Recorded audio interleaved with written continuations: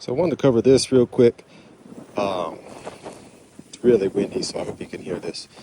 But my grip has evolved over the last year. When I first started shooting, I was always a bullseye shooter. I'd stand and just try to shoot groups. That's all I ever did.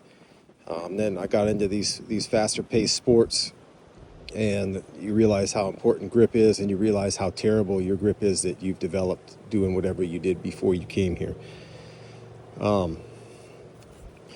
Nowadays, I'm locked in right here up against your dovetail, and I couldn't climb up in there any deeper.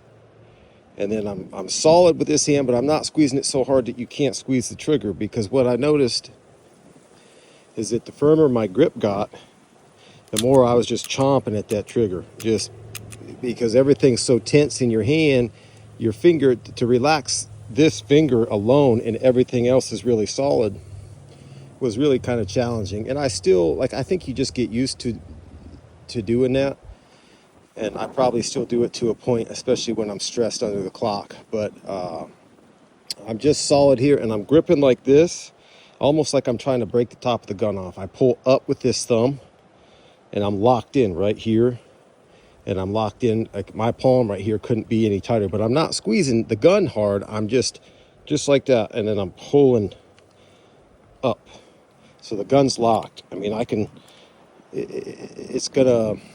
Like I said before, you don't want to fight recoil, you want to manage it. And the biggest change that's come for me over the past year of doing this is what I do with this hand. I used to just ride all four fingers right here underneath the trigger guard, and that works okay. That's what most people do.